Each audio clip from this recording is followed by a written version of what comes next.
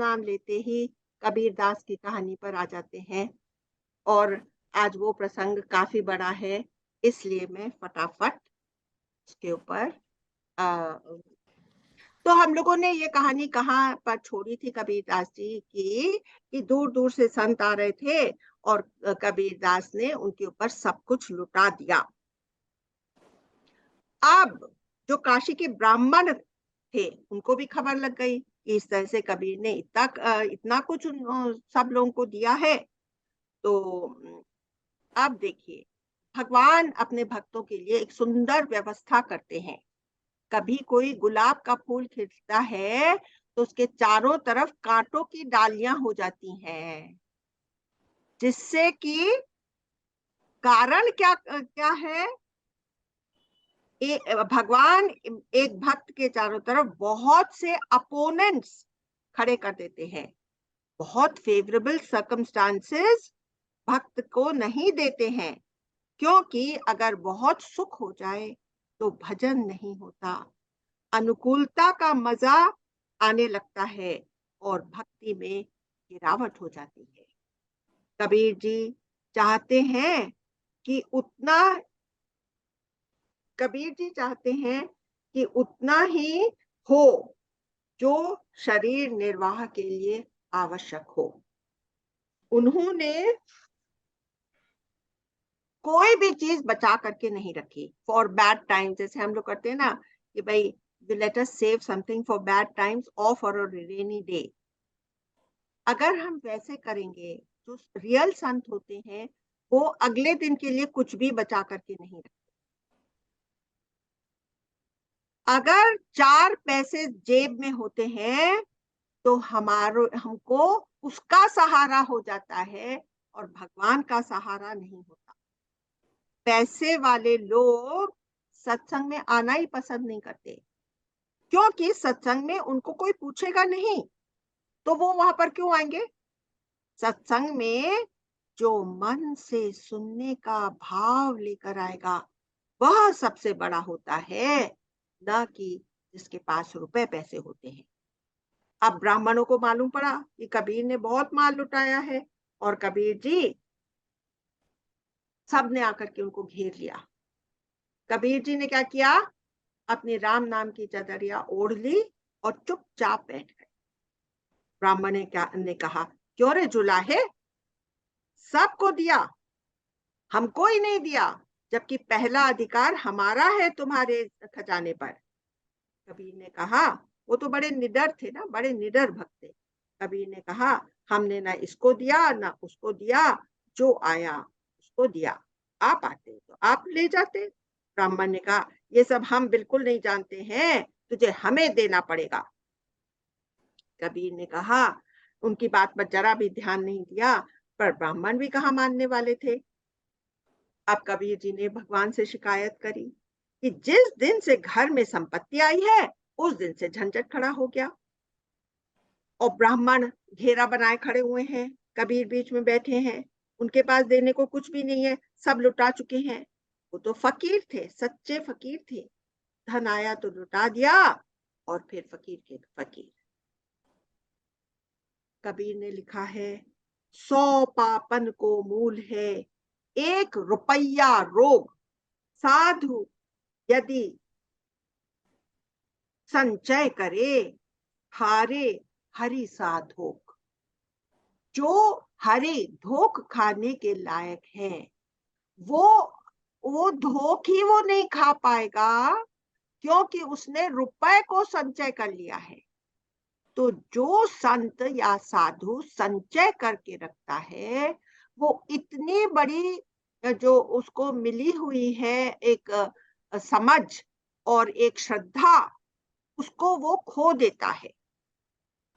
जिसके ऊपर वो आकर के हमेशा धोख खाता था, वो ही वो खो देता है अगर वो संचय करता है। ये कबीर ने लिखा है। कबीर, अब क्या हुआ, कबीर घर छोड़ करके कहीं झाड़ी झुरमुट में जाकर के बैठ गए और ध्यान लगा दिया।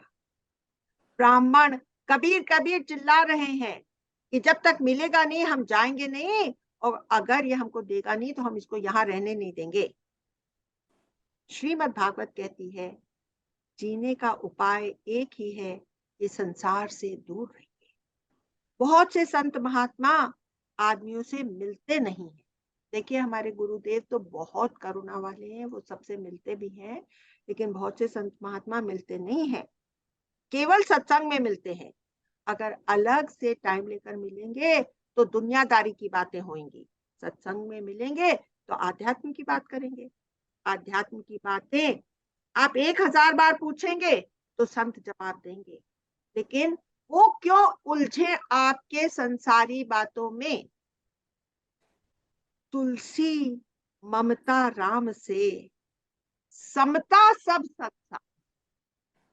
केवल राम के प्रति, केवल उस परमात्म तत्व के प्रति हमारी रियल ममता या प्रेम होना चाहिए, और बाकी सब संसार में समता, या यूं कहिए कि to a certain extent indifference. ये तुलसीदास जी ने कहा है और श्रीमद् भागवत में भी कहा है कि एक ही मात्र तरीका है संसार में जीने का कि आप थोड़ी सी दूरी बनाए रखिए। कभी भगवान से शिकायत करने लगे, तुम्हारी वजह से ये झंझट खड़ा हुआ है। हम तो कैसे थे, 5 तत्व का बना ये पिंजरा, इसमें बोले मेरी मैना, कुछ लेना न देना मगन रहना। लेकिन तुमने ये झंझट खड़ा कर दिया, अब मेरे घर में इतने सारे ब्राह्मण भीड़ लगाए खड़े हैं। और फिर एक बात आपको बताते हैं कि अगर हम संसार में लेना देना रखेंगे, प्रेजेंट्स रिसीव करेंगे, तो हमारे मन में होगा कि भैया उसने इतना बड़ा प्रेजेंट दिया है तो मुझे भी देना ही चाहिए उसको। लेना और देने का सिलसिला चालू रहेगा। तो आध्यात्म के चरम में एक वो लोग सुझाव देते हैं कि लेना न देना मगन रहे। दोगे तो लेना पड़ेगा, लोगे तो देना पड़ेगा। इसलिए ये सब व्यवहार जहां तक बन पड़े इसको मिटा दीजिए। देना है तो हम उनको दें जिनको जरूरत है। लेन देन आपसी जो हम लोग करते हैं वो मिनिमम पर हमको करना चाहिए, जो कि हम सब झंझटों से फ्री रहें।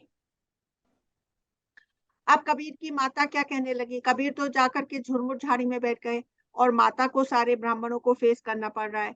तो माता ने कहा, जिस दिन से ये काफिर हुआ है ना, राम नाम की चद्दर ओढ़ी है, उसी दिन से सारी आफत खड़ी हुई है।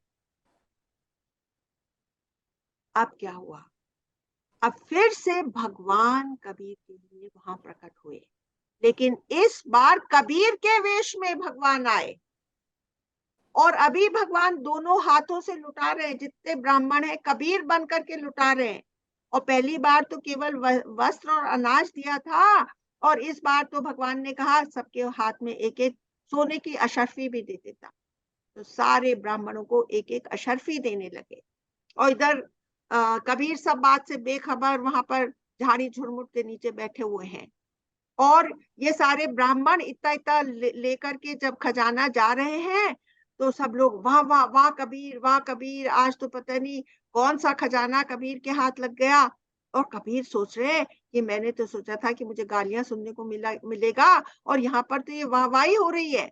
और वो साधु बोल रहे हैं, अरे तू कौन है जो कि यहाँ पर बैठा हुआ है छुप करके, जा जल्दी से कबीर के दरबार में जा, वहां पर तू एक बार तुझे मिल जाएगा तो जिंदगी भर तुझे मांगने की जरूरत है। तो कबीर बोले कि मैं चल करके देखूं कि क्या ये माजरा है। तो फिर कबीर ने कहा, देखा, अरे यहाँ तो इतनी लंबी लाइन पंगत लगी हुई है, और सबको खाना भी खिलाया जा रहा है, और उसके बाद में इतना इतना धन भी दिया जा रहा है। तो कबीर ने कहा कि बाबा, अब भगवान की आंख बचा करके मैं पीछे को कहीं जा करके बैठ जाता हूँ। तो वो बड़े छुप छुप छुप छुपा करके और पीछे की लाइन में जा करके ऑलमोस्ट लास्ट में बैठ गए। तो भगवान तो उनकी नजर सबसे पहले उन्हीं के ऊपर पड़ती है ना, जो छुप करके रहते हैं, जो ढिंढोरा पीटते हैं अपने प्यार का, उनके ऊपर भगवान की नजर नहीं रहती। जो छुपे हुए रहते हैं, छुपे रुस्तम रहते हैं, उनको भगवान पहले देख लेते हैं। तो आज भगवान ने कहा कि आज हम लोग पीछे से परोसेंगे। आज पहले आज हम लोग पीछे से परोसेंगे। और फिर वहां पर देखा कि कबीर बैठे हुए हैं, तो उनको एक ताना भी मार दिया कि अरे, जो घर का मालिक होता है वो तो सब लोगों को जमाने के बाद खाना खाता है, और ये तो देखो, ये यहाँ मालिक जो सबसे पहले लाइन में बैठा हुआ है। अब वो क्या कहें और क्या ना कहें। तो अब देखिए, यहाँ पर फिर से ये मैं पढ़ देती हूँ कि भगवान की सोच कैसी है। तो वो जो तत्व है वो कैसे सोचता है कि उनकी दृष्टि पीछे वाले पर सबसे पहले पड़ती है। जो स्वयं को छिपाने का प्रयास करता है, भगवान की कृपा दृष्टि सबसे पहले उस पर ही पड़ती है। प्रेम चौराहे पर गाने की वस्तु नहीं है, अपने भाव को छुपा करके रखिए। निगाहे फक्र में शाहे सिकंदरी क्या है, नजर में शोखी न हो तो दिल में दिलबरी क्या है। निगाहे फक्र में शाहे सिकंदरी क्या है, उसकी आंख, निगाहे फक्र भगवान की आंख में, उसकी आंख कैसे है, उसमें शाहे सिकंदरी क्या है, भगवान की आंख किस तरह से पड़ती है हमारे ऊपर। नजर में शोखी न हो तो दिल में दिलबरी क्या है। अगर आपकी नजर में उसको प्रेम का अनुभव नहीं होगा, तो तो फिर उसको मालूम पड़ जाएगा कि आपके दिल में भी कोई दिलबरी नहीं है, आप सच्चे प्रेमी नहीं हैं।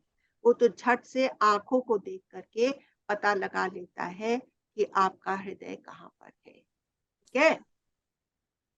तो eyes are the windows of my अंतःकरण। आंखों के जरिए, इसलिए कहते हैं कि अगर हम दूसरे की आंख मिलाना जान जाए, आंख से आंख मिला करके किसी की तरफ देखें, तो हम उसके मन की पुस्तक पढ़ सकेंगे। समझ गए। प्रेम कहने की बात नहीं है, अपने हृदय में छुपाकर रखिए, छुपाकर प्रभु आपका यश प्रकट करेंगे। आज भगवान ने कहा कि भगत पीछे से आरंभ करते हैं, जहाँ कबीर बैठे थे वहां पहुंच गए और कबीर को ताना मारते हैं। अब क्या हुआ, सांझ ढलते ढलते कबीर ने सब कुछ लुटा दिया जो भी आया था। जब मैं रात में सोऊं तो केवल तेरे भरोसे सोऊं, और जब सुबह उठूं तो तेरे भरोसे उठूं। सोते जागते केवल तेरा आसरा, और किसी का आसरा नहीं चाहिए। मन गलती से भी किसी अन्य का आसरा न ले। पास में वस्तु होती है तो उसका सहारा होता है, कई संबंधी होते हैं तो उनका सहारा होता है। संसार के संबंध और वस्तुओं की अधिकता ही तो प्रभु का आश्रय हटा देती है, विश्वास नहीं होने देती है। तो मैं आपको एक बात बताती हूँ कि जब हम लोग सत्संग जाते थे तो सवेरे 6:15 बजे हम लोग गाड़ियों में बैठ करके सायन हमको जाना होता था। तो रास्ते में बहुत से सत्संगी खड़े हो जाते थे, और हम लोग जो जिन माइयों के पास में गाड़ियां थी, तो हम लोग उनको बैठा लेते थे। तो हम लोग किसके सहारे जा रहे थे, गाड़ी के सहारे और ड्राइवर के सहारे। और वो माइयां किसके सहारे जा रही थी, वो भगवान के सहारे। तो जब वो गाड़ी में बैठती थी, तो वो लोग भगवान भगवान भगवान की, भगवान की क्या महिमा है, देखो हमको कैसे लेकर के जा रहा है, हम तो, हमारे पास तो कुछ है ही नहीं और हमको भी वो सत्संग में पहुंचा रहा है। तो उनकी स्थिति उनको भगवान की याद में और भी ज्यादा डुबा रही। और हम लोग के मन में देखो, ये ड्राइवर है ना, ये रोज बड़ा अपना करता है, तेवर दिखाता है, क्योंकि मैं इसको सवेरे सवेरे सत्संग में बुलाती हूँ और इसको मालूम है कि मेरे सिवा, कि इसके सिवा मैं जा नहीं पाऊंगी, तो ये अपने तेवर दिखाता है। तो मेरे अंदर वो इरिटेशन रहती थी और उनके अंदर भगवान की महिमा है। देखा आपने।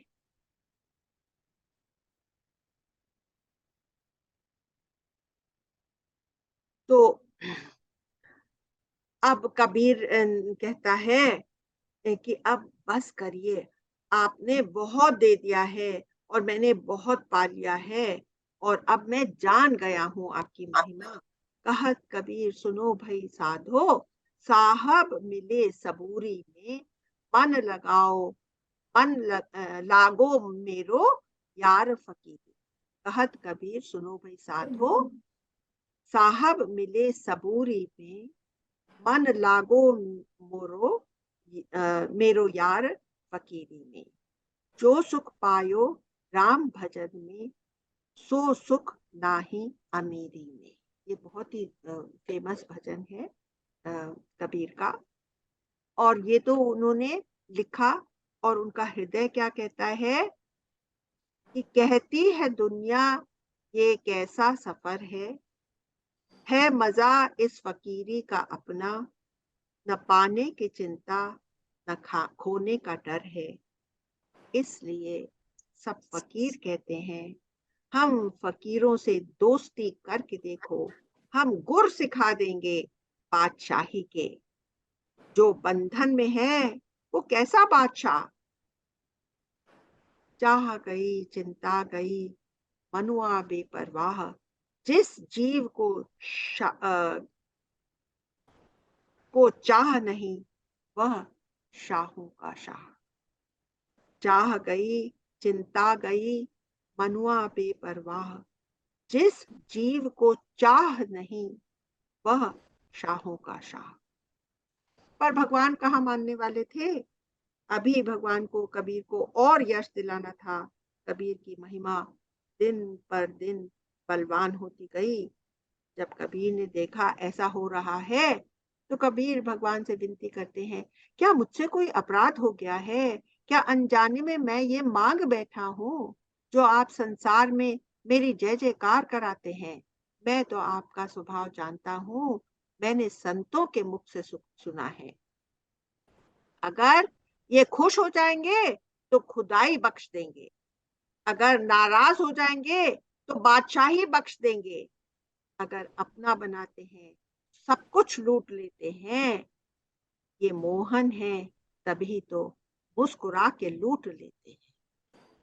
तो उसने, कबीर ये कह रहा है अपने मन में कि भगवान का स्वभाव मैंने संतों से सुना है कि वो अगर खुश होते हैं तो खुदाई बख्श देते हैं, अगर नाराज होते हैं तो बादशाही बख्श देते हैं, अगर अपना बनाते हैं तो सब कुछ लूट लेते हैं।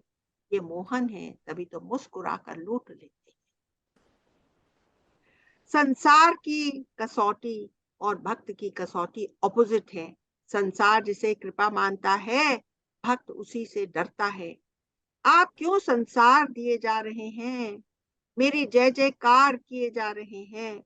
अपमान से नहीं, भक्त सम्मान से घबराते हैं। अब कबीर क्या करते हैं कि काशी की जो प्रसिद्ध वैश्या थी, उसे रथ पर बिठाया और भ्रमण करने के लिए निकल गए। अब काशी में तरह तरह की बातें होने लगी। निंदकों को बड़ा मजा आया। हम तो पहले ही कह रहे थे ये म्लेच्छ है, ये सब ढोंग कर रहा है, आडंबर है।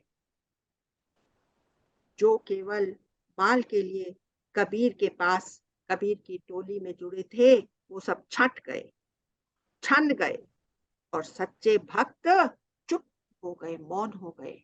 सच्चे जो कबीर के भक्त थे वो मौन हो गए कि देखें इस लीला के पीछे कबीर का क्या राज है। एक दिन कबीर काशी नरेश के दरबार में पहुंचा। काशी नरेश कबीर के भक्त थे, लेकिन इस लीला के बाद काशी नरेश अपने सिंहासन से उठकर कबीर को उन्होंने वेलकम नहीं दिया, सम्मान नहीं किया।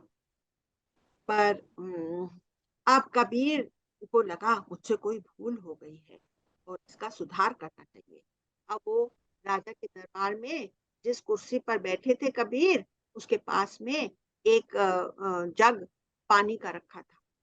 तो कबीर ने क्या किया कि वो जग उठाया पानी का और वहीं दरबार में उसको पूरा का पूरा उडेल दिया। तो राजा ने कहा ये क्या कर रहे हो, ये क्या किया तुमने? तो कबीर ने कहा जगन्नाथ के मंदिर में चंदोवा में आग लग लग गई थी, वो मैं बुझा रहा हूँ।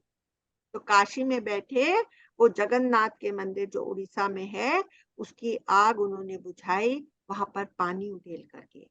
राजा ने विचार किया, अगर ये कबीर पाखंडी है तो ये बात असत्य निकलेगी। उसने उसी समय घुड़सवार भेजे और वहां पर उसको पता लगा कि सचमुच जगन्नाथ के मंदिर में मूर्ति के ऊपर जो चंदोवा था, उसके अंदर एक जगह आग लग गई थी। और जिस समय कबीर ने यहाँ पानी गिराया था दरबार में, उसी समय वहां पर ऐसी वर्षा हुई कि वो आग बुझ गई। और अगर वो आग नहीं बुझती तो अनर्थ हो जाता उस मंदिर में। तो तो अब तो सारे में ये बात फैल गई कि कबीर जी ने काशी में बैठे जगन्नाथ जी के मंदिर की आग बुझा दी। अब काशी में जो आज तक के पहले ब्राह्मण पूजे जाते थे, उनको तो किसी ने दाना डालना, सब ने दाना डालना ही बंद कर दिया। आज उनकी तरफ कोई नजर उठा करके भी नहीं देख रहा था। सब चीज से छुटकारा पाना सरल है, पर ईर्ष्या से नहीं। एक ही गुरु के दो शिष्य हो, गुरु पर अपनी जान न्यौछावर करने को तैयार हो, पर आपस में उनकी ईर्ष्या ऐसी जलती रहती है जो मरते दम तक नहीं छूटती। केवल ग्रेस के अलावा ईर्ष्या को कोई धो पोंछ नहीं सकता। अब ब्राह्मणों ने क्या किया, दिल्ली के बादशाह सुल्तान लोदी, सिकंदर लोदी के पास जाकर के कहा कि ये कबीर जो है, ये है तो मुसलमान, पर राम राम जपता है, तो काफिर हो गया। इधर इधर भी पाखंड फैलाता है, उधर भी। बादशाह ने कहा पकड़ कर लाओ। कबीर को बादशाह के सम्मुख लाया गया। उससे कहा उस उनको कहा, ये बादशाह सलामत है, इनको सलाम करो। तो कबीर, जैसे मैं ऑलरेडी कह चुकी हूँ, बहुत निडर भक्त थे, तो बोला मैं तो अपने राम को ही सलाम करता हूँ, जो बादशाहों का भी बादशाह है और मेरे मन का बादशाह है, उसी को मैं सलाम करता हूँ। बादशाह को क्रोध आ गया, यह तो सचमुच ही पाखंडी मालूम पड़ता है। तुरंत हुक्म जारी कर दिया कि इसको गंगा की धार में डुबा दो। अभी देखो कितनी तरह की परीक्षाएं। कहते हैं कि कबीर को 52 परीक्षाओं को देना पड़ा था, चैलेंजेस से गुजरना पड़ा था 52। अब वो कितना सच है, मैंने आपके लिए, मुझे तो 52 चैलेंजेस मिले नहीं, मेरे को जितने मिले वो मैंने यहाँ लिस्ट कर दिए। तो कबीर क्या सोचते हैं कि जिसके सिर ऊपर स्वामी, सो दुख कैसे पाए। तो पहले तो उनको गंगा की धारा में डुबाने की कोशिश करी, मतलब हाथ पैर बांध दिए, एक वजन लटका दिया और उनको डुबाने की कोशिश करी, लेकिन वो नहीं डूबे। फिर उन्होंने कहा कि इनको आग में जलाओ, लेकिन कबीर तो और भी निखर गए। तपते सोने के जैसे कबीर का शरीर दमक रहा था। बादशाह को अब भी गुस्सा आया, हाथी के पैर से इसको कुचलवा दो। कबीर मुस्कुराते बैठे रहे। हाथी दौड़ कर आता है। कबीर मन ही मन रघुनंदन का ध्यान करते हैं, कबीर के पास नहीं जाता। बादशाह ने कहा क्यों नहीं ये आगे बढ़ रहा है हाथी। तो महावत ने कहा कबीर के पास एक शेर बैठा हुआ है, उसको देख करके हाथी जो है वो रुक जा रहा है। तो बादशाह ने कहा मुझे तो नहीं दिखाई दे रहा है। तो महावत ने कहा कि आप इधर सामने से आकर के देखिए। तो बादशाह खुद हाथी के ऊपर चढ़ गया। और बाद में उसकी लीला देखिए कि बादशाह जब चढ़ करके बैठा तो हाथी दौड़कर आया और कबीर के आगे अपने घुटने टेक दिए। तो इतना ज्यादा वो जैसे सिर झुका दिया हाथी ने कि राजा जो है वो लुढ़क गया, और राजा नीचे और हाथी ऊपर। अब जो राजा था वो कन्विंस, बादशाह जो था वो कन्विंस किया कि नहीं, इसके अंदर तो कुछ बात है, तभी ये सारी लीला हो रही है। और बादशाह ने सामने देखा कि सचमुच शेर बैठा हुआ है, और जैसे ही हाथी उधर पास में आया तो शेर बहुत जोर से दहाड़ा और हाथी रुक गया और झुक गया कबीर के चरणों में। अब ये तो कन्विंस हो गया। अब क्या हुआ, अब बादशाह बोलता है कबीर से कि आप मुझे उस साहिब के कुफ्र से बचा लीजिए। तो कबीर कहता है बस इतनी ही आज्ञा है कि आज के बाद किसी संत को चमत्कार दिखाने के लिए मत कहना। कबीर ने बादशाह सिकंदर लोदी को ये सीख दी। उसके बाद Sikandar Lodi became a devotee of Kabir. अब क्या हुआ कि मुसलमानों का, हाँ अभी देखिए, जैसे जैसे कबीर के विरुद्ध मुसलमानों के अत्याचार बढ़ रहे थे, वैसे वैसे कबीर भक्ति में और डूबने लगे। और वो लिखते हैं, जा मरने से जग डरे मेरे मन आनंद, जब मरी हो कब मरी हो कब मेटी हो पूरन परमानंद, कि कब आप मुझे पूरी तरह से मिटा देंगे, कब इस शरीर को भी डिसॉल्व कर देंगे, जिससे कि मैं परमानंद को प्राप्त हूं।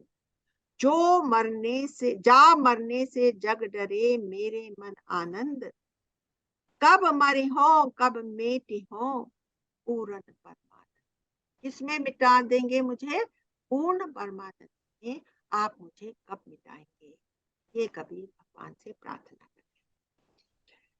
सिकंदर लोदी तो इस तरह की परीक्षाएं लेकर के संतुष्ट हो गया और कबीर का भक्त हो गया। पर मुसलमानों का एक पीर था, उसका नाम था शेख टकी। लिख लीजिए, जब आप कहानी सुनाएंगे तो आपको याद होना चाहिए नाम। शेख टकी नाम का एक पीर था। कबीर के रहते लोगों ने शेख टकी को पूछना ही बंद कर दिया था। और बादशाह भी कबीर के समर्थक हो जाने के बाद उसकी ईर्ष्या तो 7वें आसमान पर पहुंच गई। अब उसने एक दिन अपने शेख टकी ने अपने फॉलोअर से कहा कि कबीर को उबलते तेल की कढ़ाई में डाल दो। अब यहां तक गर्दन तक वो उबलते तेल की कढ़ाई में डल गए, लेकिन कभी भी उनका बाल भी बांका नहीं हुआ और बिना हानि के वो बाहर आ गए। अब ये शेख टकी ने क्या किया कि एक सूखे कुएं में बांध बूंद करके कबीर को नीचे डाल दिया और उसके ऊपर 150 फीट गहरा कुआं था। मैंने आज तक इतना गहरा कुआं नहीं देखा है, केवल 70-80 फीट के कुएं मैंने राजस्थान में देखे हैं, जो कि सूखे पड़े रहते थे। ये हम लोगों के चेक डैम बने उसके पहले सब सूखे पड़े थे। तो अभी उसको सूखे कुएं में बांध दिया, अब डाल दिया और ऊपर से मट्टी, रोड़े, पत्थर, कांटे की डालियां, वो सब उसके अंदर डाल के ऊपर तक पट दिया 150 फीट। और फिर शेख टकी सिकंदर लोदी के पास आया और बोला, अब आपका वो कबीर वापस नहीं आएगा। तो बोले, किसकी बात कर रहे हो? सिकंदर लोदी ने कहा, वो तो बाजू वाले कमरे में बैठा हुआ है और यहाँ से कभी बाहर ही नहीं गया, तुम किसकी बात कर रहे हो? अब शेख टकी को और भी ज्यादा गुस्सा आया और उसने क्या किया कि लोगों के साथ मिलकर के कबीर के ऊपर पत्थर बरसाए, पर कबीर उनसे भी बच गए। अब उसने हत्यारों को हायर किया और रात में जब कबीर सो रहे थे तो उसके घर में तलवार लेकर के हत्यारे पहुंच गए। और अब वो हत्यारे क्या कहते हैं कि हमारी तलवार तो इनके शरीर के आर पार चली जाती है, हम काट नहीं पा रहे।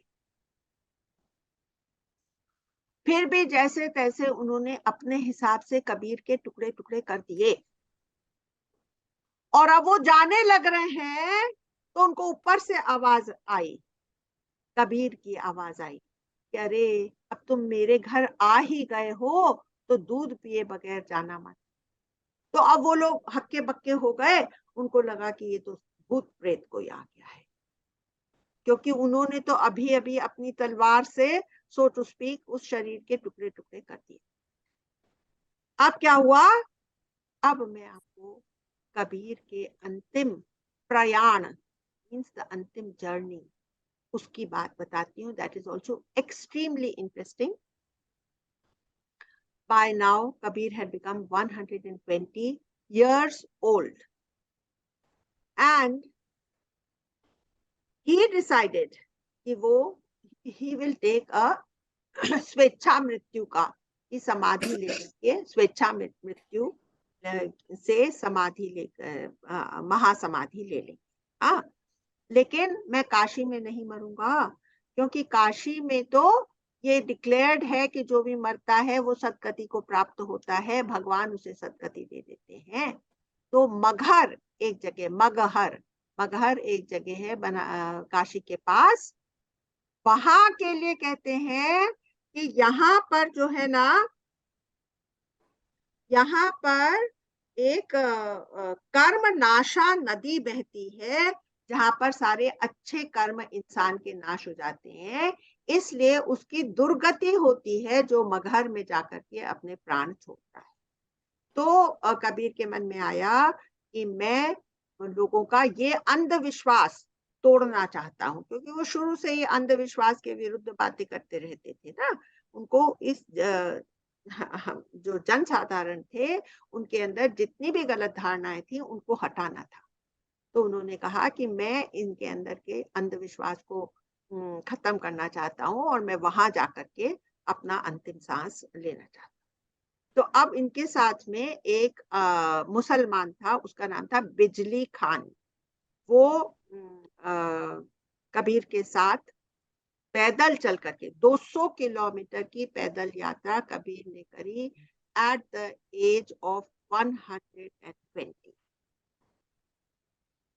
और इधर तो वो इसके साथ जा रहे थे बिजली खान के साथ में, उधर से जो हिंदुओं का काशी का राजा था उसका नाम था वीर सिंह बघेला। लिख लीजिए, वीर सिंह बघेला उसका राजा था। और उसने कहा कि ये लोग मुसलमान लोग कबीर को दफनाएंगे, और हम नहीं चाहते हैं कि कबीर जो राम के इतने बड़े भक्त थे, जो हमारे ही सनातन धर्म से प्रभावित थे, उनको हम अपनी तरह से अंतिम गति उनकी होने देना चाहते हैं। और उसने अपने साथ एक आर्मी भी रखी थी कि अगर ये मुसलमान नहीं मानेंगे तो आपस में हम लोग लड़ाई करेंगे, और जो भी जीतेगा उसके हिसाब से और कबीर के लास्ट राइट्स जाएंगे।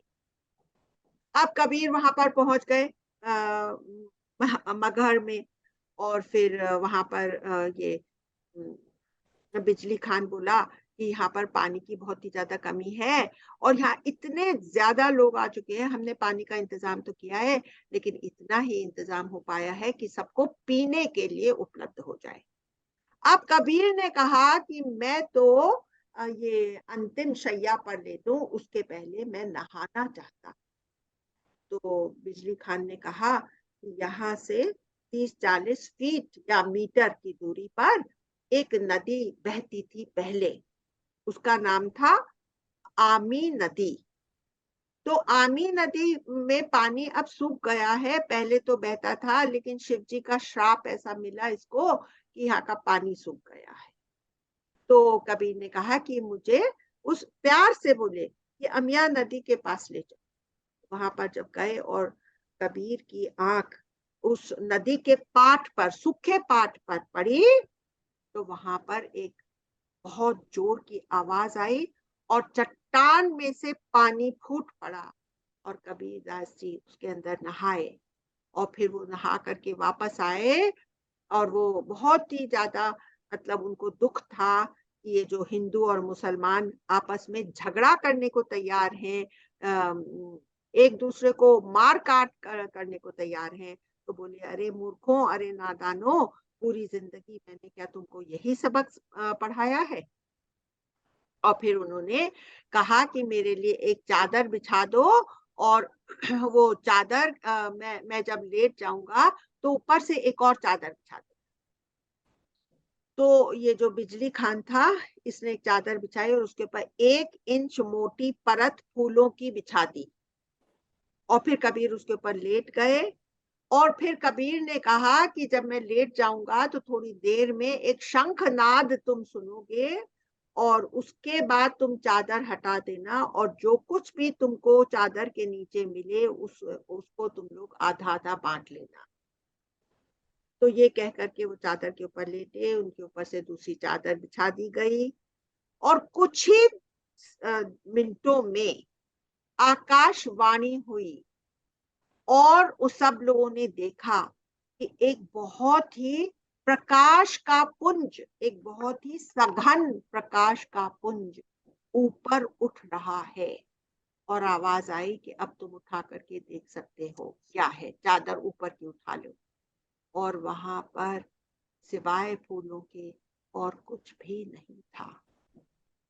तो आपको याद है कि पहली वाली बात, जब पहले सेशन में कबीर के ऊपर जो पहला सेशन था, हम लोगों ने लिंग शरीर की बात करी थी कि शरीर इतना सूक्ष्म हो जाता है कि जब कोई बहुत ही प्योर आत्मा जाती है तो कभी कभी वहां पर कुछ भी नहीं बाकी बचता, क्योंकि शरीर के पंचभूतों के साथ वो हवा में ही विलीन हो जाता। समझे? कभी कभी कोई बड़े संत जब अपने प्राण इस तरह से छोड़ते हैं तो वहां पर एक puddle ऑफ वाटर मिलता है, because this body is 70% water.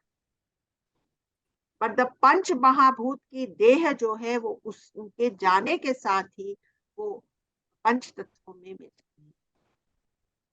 समझ गया? तो फिर अब क्या हुआ?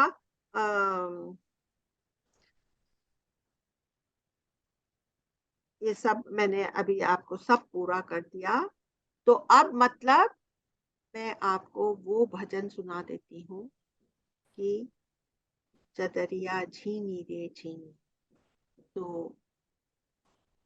Rudra, can we please have the bhajan? And we will end with that. चदरिया झीनी रे झीनी, चदरिया राम नाम रस भीनी, चदरिया झीनी रे झीनी, चदरिया झीनी रे झीनी, चदरिया राम नाम रस भीनी, चदरिया झीनी रे झीनी, चदरिया राम नाम रंग भीनी, चदरिया झीनी रे। अष्ट कमल का चरखा बनायो, अष्ट कमल का चरखा बनायो, पांच तत्व की पूनी,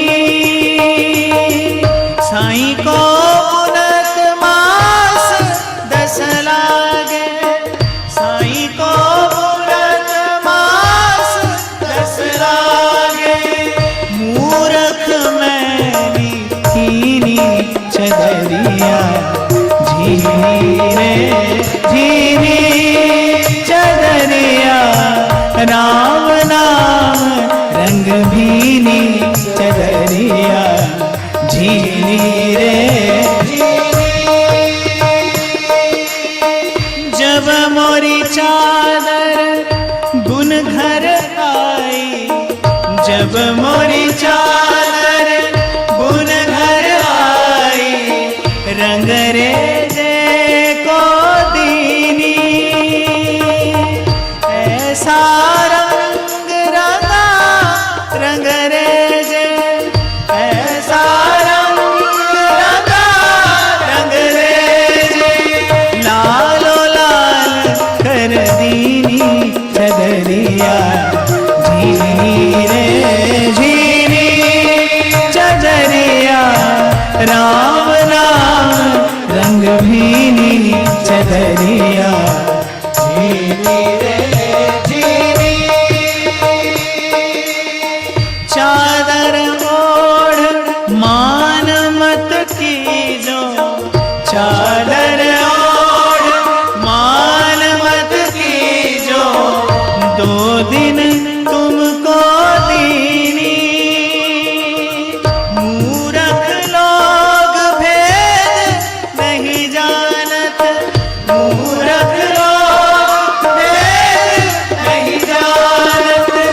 दिन दिन मैली कीनी चदरिया, झीनी रे झीनी चदरिया, राम नाम रंग भीनी चदरिया, झीनी रे झीनी। ध्रुव प्रहलाद सुदामा ओढ़ी, ध्रुव प्रहलाद सुदामा ओढ़ी, सुख ने निर्मल कीनी, दास कबीर ने ऐसी पहनी, दास कबीर ने ऐसी पहनी, जो की त्यों भर दीनी चदरिया, झीनी रे झीनी चदरिया, राम नाम रंग भीनी चदरिया, झीनी रे झीनी। नाम रंग डारा वो पे श्याम रंग डारा, नाम रंग डारा वो पे श्याम रंग डारा, नाम रंग डारा वो पे श्याम रंग डारा, नाम रंग डारा वो पे श्याम रंग डारा, नाम रंग डारा वो पे श्याम रंग डारा, नाम रंग डारा वो पे श्याम रंग डारा, नाम रंग डारा वो पे श्याम रंग डारा, नाम रंग डारा वो पे श्याम रंग डारा, नाम रंग डारा वो पे श्याम रंग डारा, नाम रंग डारा वो पे श्याम रंग डारा। कहत कबीर सुनो भाई साधो,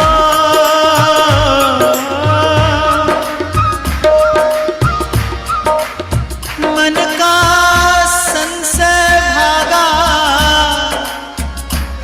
माई नाम रंग लागा, राम रंग लागा, नाम रंग लागा, राम रंग लागा, नाम रंग लागा, राम रंग लागा, नाम रंग लागा, राम रंग लागा, नाम रंग लागा, राम रंग लागा, नाम रंग लागा, राम रंग लागा, नाम रंग लागा, राम रंग लागा, नाम रंग लागा,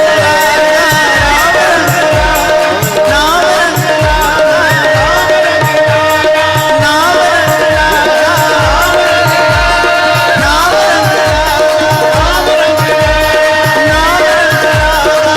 रंग लागा, नाम रंग लागा, नाम रंग और कबीर का ये पूरा उनकी जीवनी सुन करके हमारे ऊपर उसका क्या असर हुआ है, हम लोगों ने उसको कैसे आत्मसात किया है, हमारे अंदर क्या चेंजेस आए हैं, कि इतनी बड़ी भक्ति और इतना ज्ञान की बातें सुन करके। तो आप लोग थोड़ा इसके अंदर खुद भी मेहनत करेंगे, कबीर के दोहे चुनेंगे, जरूर तो फिर हम लोग जरूर। एक सेशन और कबीर को देंगे। एक और उनकी कहानी है वैश्या की, वो बताना भूल गया था, तो वो मैं और आपको बता दूंगी। और उसके अलावा हम लोग कबीर की वाणी पर उनके जो उनके ऊपर थोड़ी चर्चा करेंगे, और उससे ज्ञान अपने लिए बटोरेंगे, और अपने ऊपर इसका क्या असर पड़ा है, हर एक चीज का एक influence. We should open ourselves to be impacted by the jeevnis of these great saints. I'll take your leave. Thank you so much. Thank you, Amla ji. Thank you, my dear. नमस्कार। Namaskar. Prabhu. Thank you. खत्म मेरा class.